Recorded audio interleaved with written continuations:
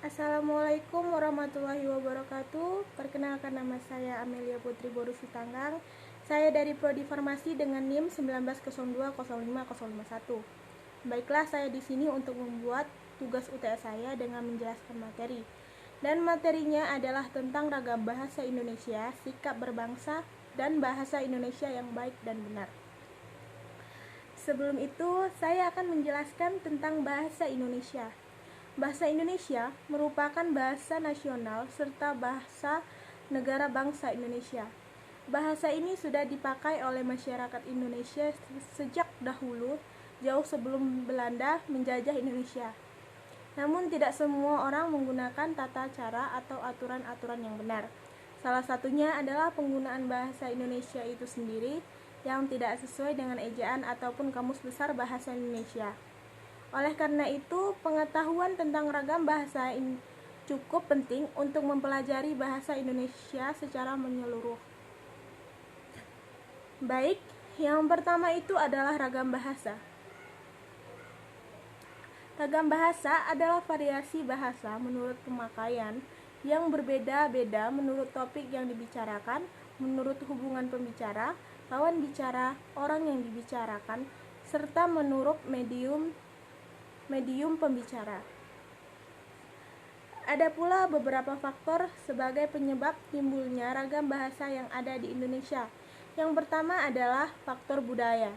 Kenapa faktor budaya? Karena setiap daerah mempunyai perbedaan kultur atau daerah hidup yang berbeda, seperti di wilayah Papua dan Jawa, serta beberapa wilayah Indonesia lainnya. Yang kedua itu ada faktor sejarah, karena setiap daerah mempunyai kebiasaan atau adat istiadat dan bahasa nenek moyang sendiri-sendiri dan berbeda-beda antara daerah yang satu dengan daerah lainnya. Yang ketiga ada faktor perbedaan demografi, karena setiap daerah memiliki dataran yang berbeda, seperti wilayah di daerah pantai, pegunungan yang biasanya cenderung menggunakan bahasa yang singkat, jelas, dan dengan intonasi volume suara yang besar dan tinggi.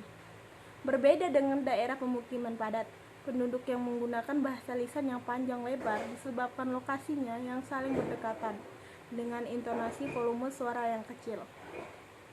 Selain dari faktor tersebut, ragam bahasa juga terjadi karena perkembangan zaman, di samping perbedaan cara penyampaiannya atau logat bahasanya. Selanjutnya ada jenis-jenis ragam bahasa. Yang pertama itu ragam dialek, yang kedua ragam terpelajar, dan yang ketiga ragam resmi, dan yang terakhir ragam tidak resmi. Lanjut ke sikap bahasa. Sikap merupakan tingkah laku atau respon dari hasil suatu tindakan atau tuturan seseorang. Dalam kegiatan berbahasa juga menghasilkan berbagai sikap yang bisa disebut sikap berbahasa. Sikap ini akan mempengaruhi bagaimana bahasa itu digunakan, baik dari segi variasinya, tuturannya, maupun bentuknya. Berbahasa adalah salah satu wujud kepribadian dan intelektualitas. Nah, di sini saya juga akan menjelaskan ciri-ciri sikap bahasa. Yang pertama ada kesetiaan bahasa atau language loyalty. Kesetiaan bahasa adalah keinginan masyarakat mendukung bahasa itu untuk memelihara dan mempertahankan bahasa itu, bahkan perlu mencegahnya dari pengaruh bahasa lain. Dan ada yang kedua yaitu kebanggaan bahasa. Kebanggaan bahasa mendorong seseorang atau masyarakat pendukung bahasa itu untuk menjadikan sebagai penanda jati, lambang identitas dan kesatuan masyarakat.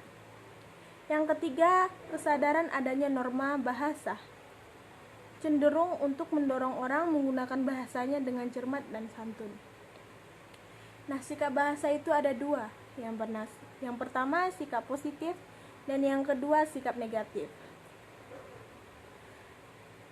Sikap positif bahasa adalah penggunaan bahasa sesuai dengan kaidah bahasa dan sesuai dengan situasi kebahasaan. Sedangkan sikap negatif Bahasa akan menyebabkan orang acuh terhadap pembinaan dan pelestarian bangsa. Dan yang terakhir adalah bahasa Indonesia yang baik dan benar. Berbahasa Indonesia dengan baik dan benar dapat diartikan pemakaian ragam bahasa yang serasi dengan sasarannya, dan di samping itu mengikuti kaidah bahasa yang betul. Ungkapan dari bahasa Indonesia yang baik dan benar mengacu ke ragam bahasa yang sekaligus memenuhi persyaratan kebaikan dan kebenaran. Bahasa yang diucapkan, bahasa yang baku. Kalimat yang dipakai dalam bahasa Indonesia adalah kalimat yang efektif. Kalimat efektif harus mudah dipahami oleh orang lain, memenuhi unsur penting kalimat atau minimal ada subjek dan predikat terutama untuk ragam tulis. Menggunakan kata yang tepat dan serasi. Yang keempat, gramatikal, seperti menggunakan punktuasi dan kata yang baku, menggunakan struktur yang benar, frasa selalu D sampai M, menggunakan kata yang morfologis, menggunakan kata yang sesuai dengan fungsinya atau kedudukannya. Yang kelima itu ada rasional, yakni menggunakan gagasan yang dapat dicerna oleh akal sehat. Yang keenam, efisien, menggunakan unsur sesuai kebutuhan, tidak boleh berlebihan.